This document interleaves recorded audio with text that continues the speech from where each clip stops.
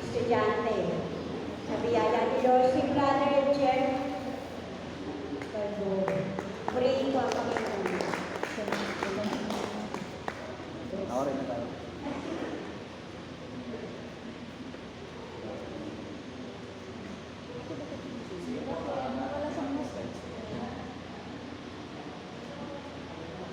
Amen. Purihin mo ang ating salamat. Nakabala. Napatuloy ako. Grabe yung mga mensahe pala po na ito na ako ng mga Psalms. Talaga dinedeclare niya na siya ang hari ng mga hari ng Panginoon. So, nakikita po natin kung marami ng power po sa ating dito. So, pakidisplay ka lang po ng slide ko. Ang aking topic po kayo na mag-pray po sa godliness. Godliness is an unshakable kingdom. Ang aking talata na pinili po, sunod po ako pinili sa Hebrews 12:24 verse 20. Paki-display na lang po. Masahin po natin, lumapit kayo kay Jesus na tagapamagitan ng bakit. Ang dugo niya ay tumanap na may pangako na mas makubuting bagay kaysa sa isinisigaw ng dugo niya. 25, kaya kayo mabuti sa kanya na nagsasalita. At kung makinig sa nagsasalita sa kanila dito sa lupa ay hindi nakaligtas sa parusa. Gaano pa kaya tayo kung tayo tatanggi makinig sa nagsasalita mula sa langit? Dahil sa kanyang pilit, kaya dito o ng lupa.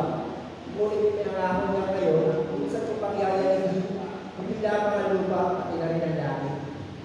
Ang mga salitang minsan pa, ay maliwanag na nagsasabi, aalis din ang mga nilikang nayayanin upang manatili ang mga bagay na hindi nayayanin. Verse 28, kaya magpasalamat tayo sa Diyos sapagkat tumanggap tayo ng isang kaharian hindi nayayanin. Sambahin natin ang Diyos sa paraang kalulugod sa Kanya, sa paraang may paggalang at pagkatakot. Sapagkat tunay na ang ating Diyos ay parang apoy na nakakatuto. So, ito po ko agad sa ating mga salita ko. Mag-pray pa ba ako? Lord, sa Panginoon sa pag-aaral ng salita ko niyo. Kung may nga ito, makita Panginoon na lumanagin. Patakina in Jesus' name.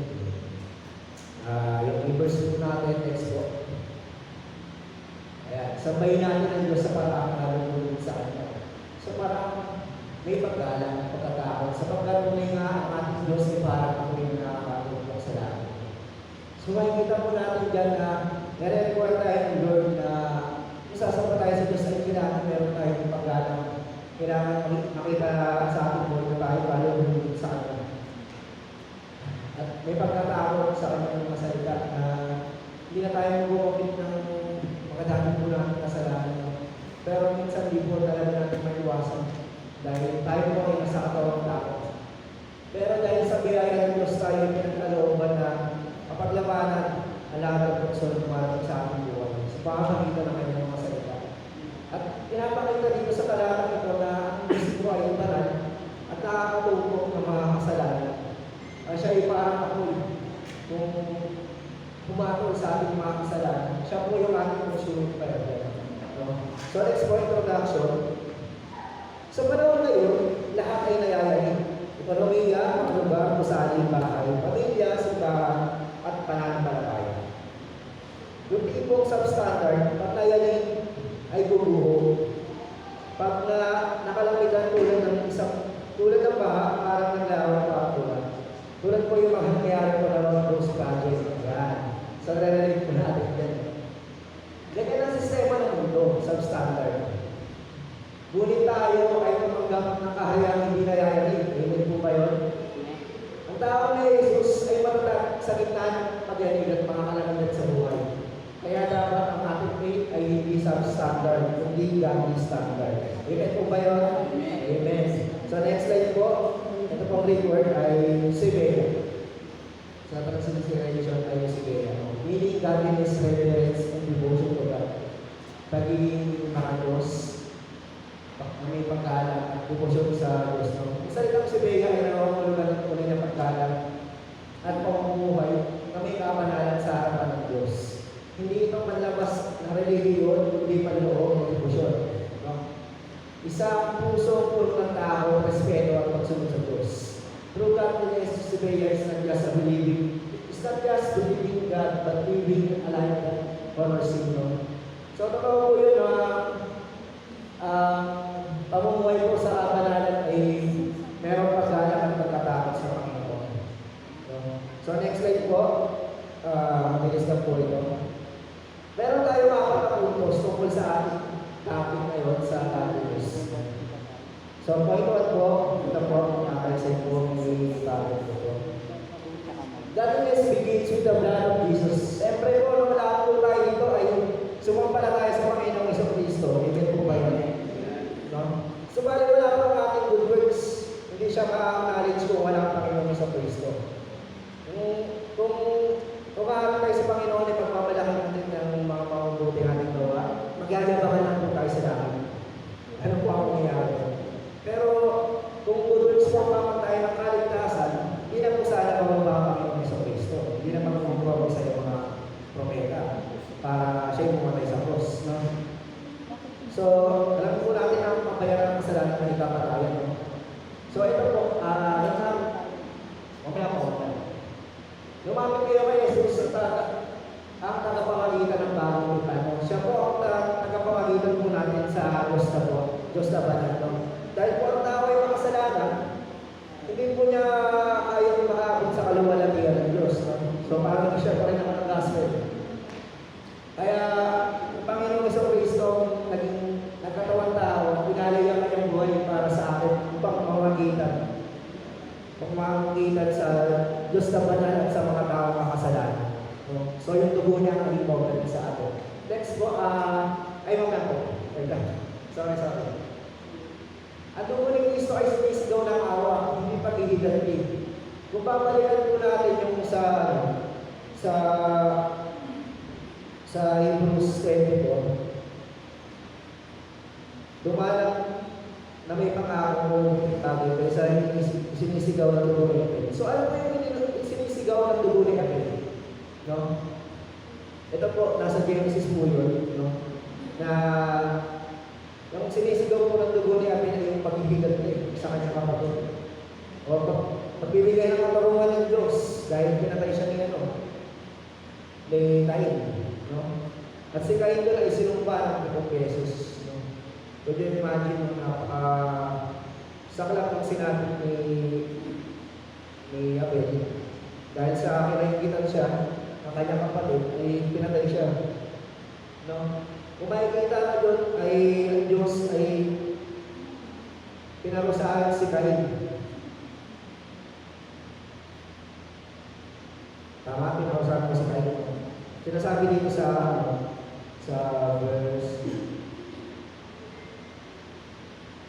verse 10. At sinabi ni Yahweh, Cain, ano itong ginawa mo? Sumisigaw sa akin mula sa lupa ang dugo ng iyong kapatid at humihingi ng katarungan. Sinusumpa kita ngayon at hindi mo na maaaring tumalin ng lupa dahil umahanap doon ng dugo ng kapatid mong iyon na iyong pinaslang. No? So, long story short, sinumpa si Cain dito. Tayo kung mga nanampalataya sa Panginoong Jesucristo, noon tayo ay hindi pa nakakilala, tayo po ay parte ng mga sinumpa. No? So, sa next slide po doon ay, ayan. Dahil sa pag-ibig ng Diyos sa atin, no? For God so loved the world that He gave His Son, that whoever believes in Him should not be perished but have eternal life. For God sent His Son into the world that would condemn the world, but the world might be saved through Him. So, sinasabi doon dahil sa pag-ibig ng Diyos sa atin, no, sa bagong tipan, ay meron tayo, balik mo tayo sa slide po kanina. Ayun.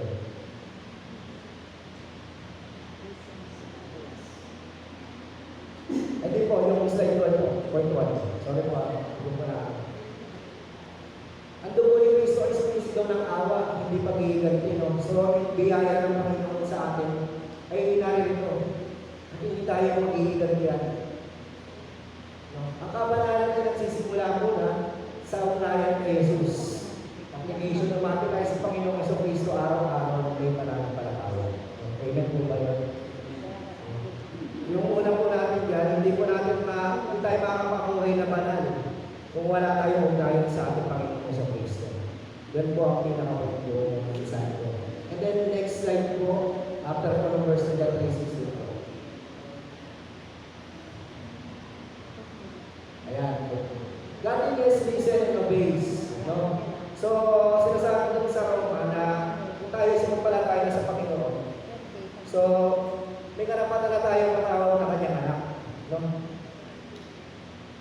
At ang anak, at ang ating ama ay ang ating spiritual na magulang. So, kailangan natin sumunod sa kanyang mga standard. Makinig kayo mabuti sa kanya na nagsasalita. Pabalikan natin sa verse 25 na makinig kayo mabuti sa kanya nagsasalita. Ang tumanggap at makinig at tumangging makinig sa nagsasalita sa kanilang sa lupa, hindi nakakaligtas sa parusa. Gano'n pa kaya tayo kung tayo itatanggi makinig mula sa langit, nagsasalita sa langit. So bilang ang ating magulang ay ang Panginoon na, ang Diyos na, so dapat tayo ay sumunod. Dahil kung hindi, meron tayong mga consequences. No? Kung tayo sumuway, meron tayong mga, parang sowing and reaping lang yan.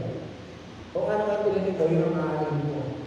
Kung gumawa ka ng kasamaan, papahama ka ng maaaring mo. Gumawa ka ng mabuti para sa Panginoon sa Kristo, alam mo si Lord na mag-reward sa iyo ng eternal reward. Ang galing ng tao ay hindi bigay sa salita ng Diyos, nag-obey siya kaagad. Dahil ang Diyos ay ating ama sa langit, tayo nagtitiwala sa dugo ni Kristo. Kung ang mga magulang natin sa lupa ay sinusunod natin, dapat na tayo sumunod sa kanyang pinag-uutos at will Lord sa ating buhay. Huwag lang makinig, sumunod sa sinasabi ng Diyos. No? Kung kapatid, may pinapasuko sa iyo si Lord sa relationship mo, sa trabaho mo, o nakakahadlang para magsilbihan mo ang Panginoon, suko mo na. No? Yun lang. Next slide po. Ayan, story time tayo. Ito po yung story ng nangyari sa ulo. Inutusan ng Diyos si Saul sa pamamagitan ng propeta Samuel. Nalipulin ang lahat ng Amalekita at ang kanilang mga ari-arian. Ngunit hindi sumunod ng buong si Saul. Niligtas siya si Haring Agag at ang mga magandang hayop. Nang dumating si Haring Samuel, tinanong niya kung bakit may naririnig pa siyang mga hayop. Nagdahilan naman to si Saul. Nagdahilan si Saul para raw iyon sa handog sa Diyos. Ngunit sinabi ni Samuel, mas mahalaga ang pagsunod kaysa sa mga handog. So, makikita po natin alam natin yung story na to na pinapalipol ni Haring Saul yung mga maligita at ng hain na pinapapatay. Pati po yung mga hayop, lahat po wala pa yung titira, kailangan masunod lahat yun. Pero hindi niya ito sinunod ng buo. Hindi po naging complete obedience yung ginawa ni Saul. Pagkos ay, siyempre, maganda naman yung hangarin ni Saul. Maganda yung mga hayop mo, pwede ko i-alam sa Bible News. Papakinatakan para sa pagsamba. Ngunit hindi po siya yung complete na obedience na nare-require ni Lord. No? Kaya dahil sa kanyang pagsuway, hindi na pwede mo si Saul bilang hari at ang pinili ngayon na hari na magiging hari para matay ni Saul ay si hari na. No? So tayo po ay nare-require ng Diyos ng complete obedience. No? So, kung may pinag-uutos sila sa ating pinapasuko, huwag pa na yung pagbukas pa. Dahil hindi po natin alam kung tayo po yung buhay pa po sa kinabukasan. Wala po nakakaalam. No? Na kung ang pagsisisi daw po ay hindi dapat natin magbukas, kundi dapat kayo na habang nandito pa ang awa ng Diyos. Dahil kapag natapos ito ay wala na tayong magagawa pa. Dahil may lang ang ating buhay. And then next po tayo, next slide. Please po.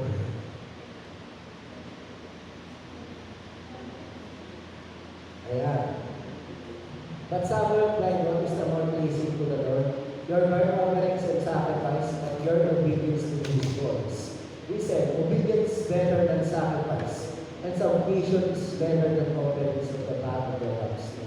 Ito po yung sa 1 Samuel 15:22. So yun na nga po, na yung obedience po natin ang pinaka-importante. Pag namumuhay tayo ng may kapanalan, dapat sumusunod tayo sa ipinag-uubos ng Diyos sa atin. Amen po ba yun? Amen. Seryoso po kayo. Pwede ba huwag ng natulog?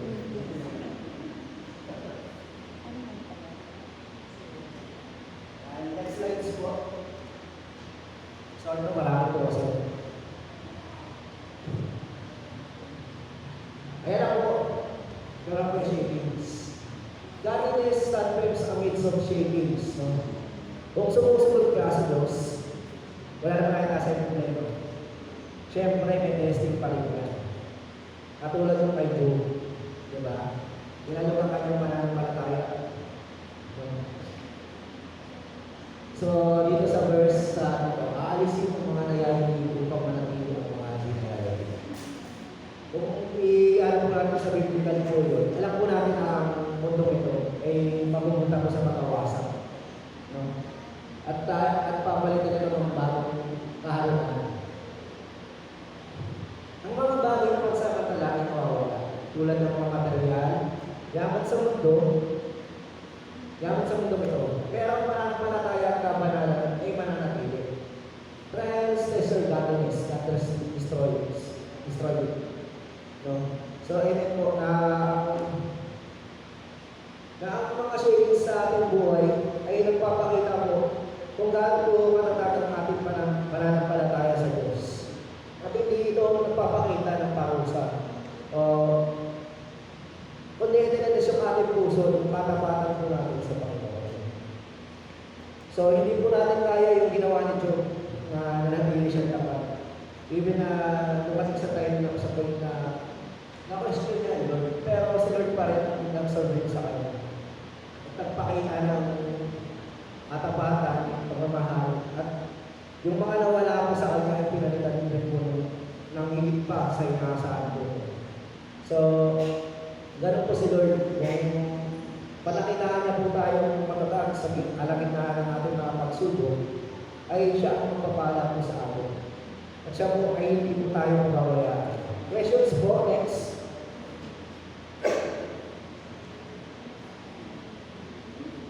Tulad po nitong kasi po dumating sa akin ako po yung mag-pitch. So, parang nagagawa po ako sa oras. And then, parang dapat ang i-preach ko yung timeless sa preach ko sa rin. Pero, salamat sa Lord dahil binigyan tayo ng mensahe nito. Hindi sa paman, kasi pinag-pray natin ito. And then, yung dumanawin na to, parang, syempre po nauso po yung flu. Yung mga yung hindi ka talaga makahinga. Yung parado yung ilong mo, tapos yung pagkain mo, hindi ko malasahan. Dumating po sa akin po, natawin na ito. And then, parang nagdala ako sa kwarto at tinutupray ako sa Lord na pag ikaw talaga ang gagamitin ni Lord, siyempre hindi ka hayaan sa tanas na tuksoy pa. Ano tawag? I-testing. Yung pananampalataya.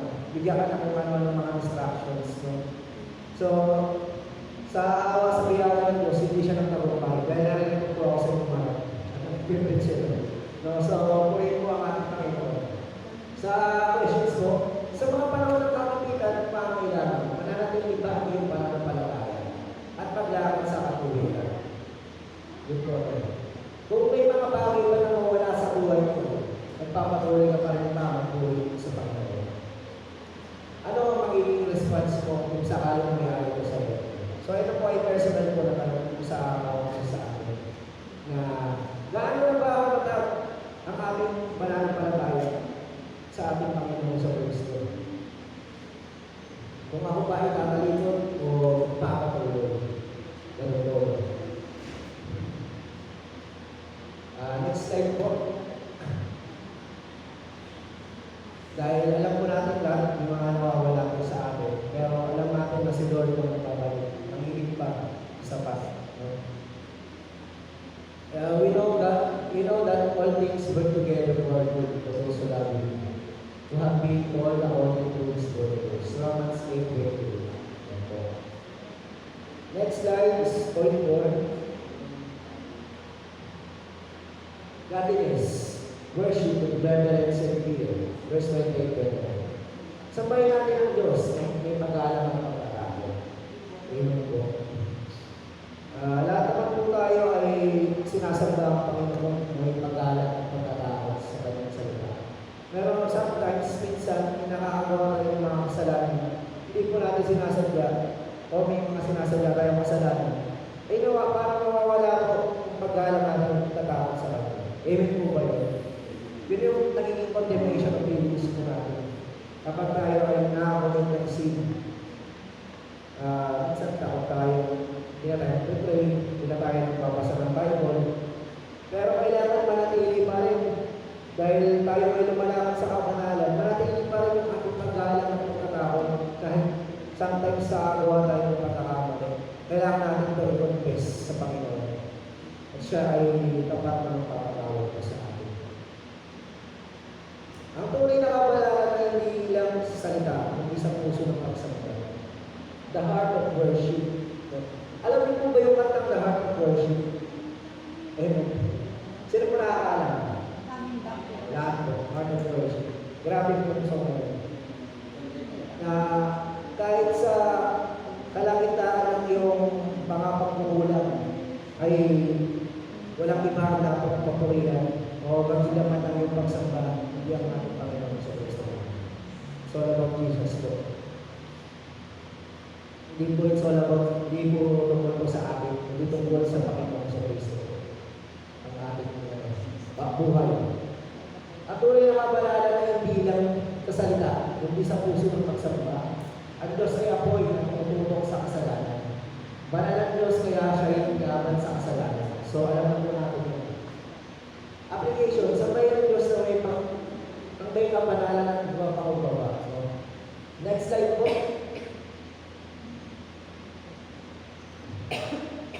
Yan. Itinuro na po kayo sa mga Israelita pagkatapos nila pumalis sa Egypto, ibigin ng Diyos ng buong puso, kaluluwa at lakas. Yan. Sa ganitong pag-ibig, ay tunay na nagis. Buhay na may pagsunod at paggalang sa Diyos.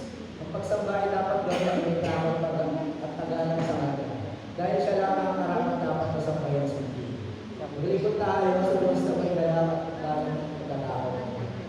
So, para magawa ko natin yung ating pagsamba, mas effective, ay next slide po.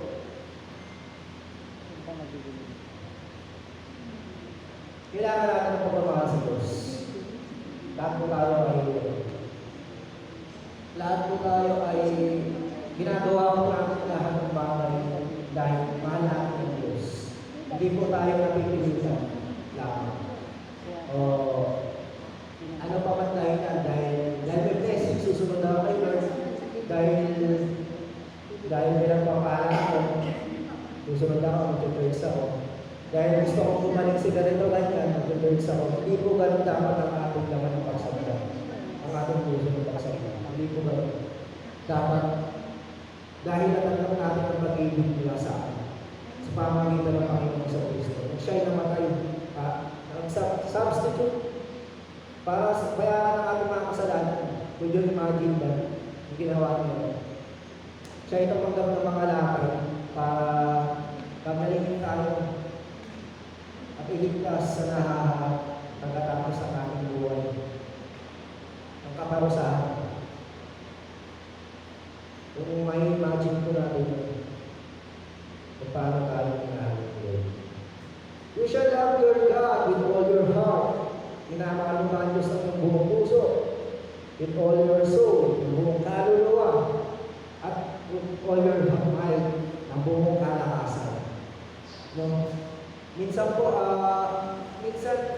halimbawa, umulan, araw lang sa atin, tinatanong tayo ng Diyos. So siguro sa madalang kong pinanong ng restaurant, layo ko kasi. Ako po ay galing po ako ng Valenzuela. Ang dati ko po church noon ay sa JB Timothy po. Tamat ko sa Reverend Price Ministry po. And then,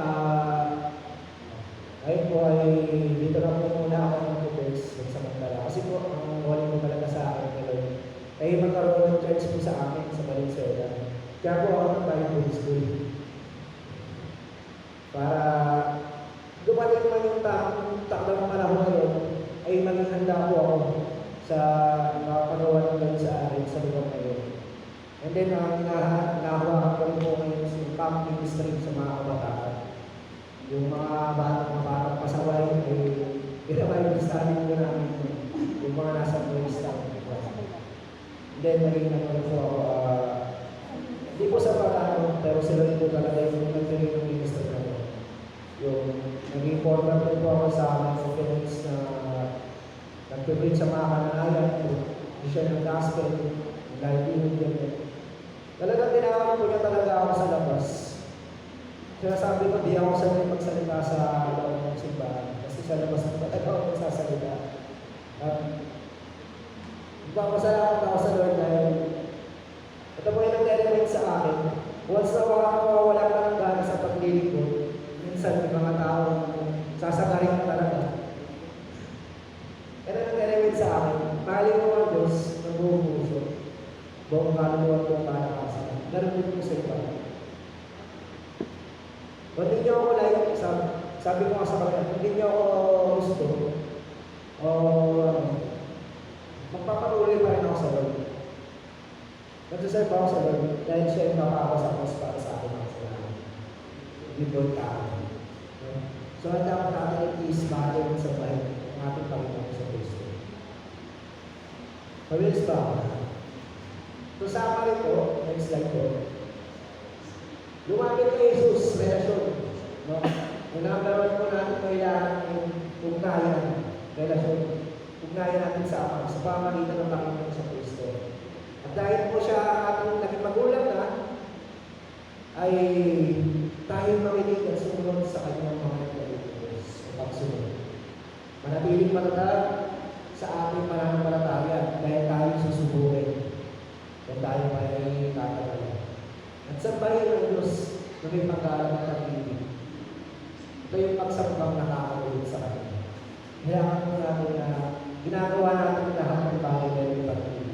Sinasabi sa 1 Corinthians 13, yung pinaka-importante sa lahat, yung pag-ibig.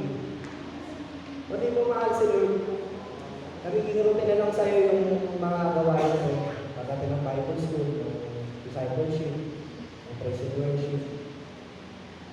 Mapapagod ka talaga, mahihina ka. Pero kung marirealize mo, patuloy mo yung i-remind sa sarili mo, yung ginawa ni Lord na sacrifice para sa'yo. Hindi ka mahihina. Yeah. Challenge ko, next. Tanong sa ating lahat, are you living in a life in an unshakable kingdom? Nakikilala ka ba bilang anak ng Diyos kapag imalik na mundo? So, nababalikan po namin sa mga telebisyon at mga radyo na patuloy po nangyayari ang kaliwat kanan lindol sa ating bansa. At alam natin, ang mga lugar na yun ay very rampant po ang idolatry. Tumasang mo po sa mga kulto. Hindi lang po yung idolatry ay po sa mga rebulto. Kundi sa mga bagay na pinapahalagaan natin dito sa mundo ito. Yung ating mga trabaho, negosyo, kahit na pamilya. Idolatry, minsan pa. Hindi mo na napaglalaanan sa Lord ng life. At even yung mga yung mga instruction po natin sa ating pananampalataya. At tunay na kabanalan hindi nasusukat sa ginhawa ng buhay. Kundi sa pananatiling tapat kahit mahirap at sa pagsambang may paggalang ng pagkatapos sa Diyos. Now, let us live with godliness, gratitude, and reverence. For our God is a consuming fire that purifies and not to destroy us. Siya po ang ating consuming fire. And then conclusion po, sa gitna ng mundo kaya tunay nga ang kapanalan ng mananatiling matatag. Mamuhay tayo ng sumusunod sa Kanya ng may paggalang, pag-ibig, pagkatao, pasasalamat sa Diyos. Sapagkat ang ating Diyos ay apoy ng tumutubo at ang Kanyang kaharian ay hindi nayayanin ninyo. So yun po, ay patuloy po tayong lumapit sa Lord, lumapit, makinig, sumunod, manatiling matatag, sa may gusto ng paggalang. Yun po ang aking tinatapos. At yun po, yung mga nire-request sa atin para lumakad tayo ng So, yun lang po, and God be the glory.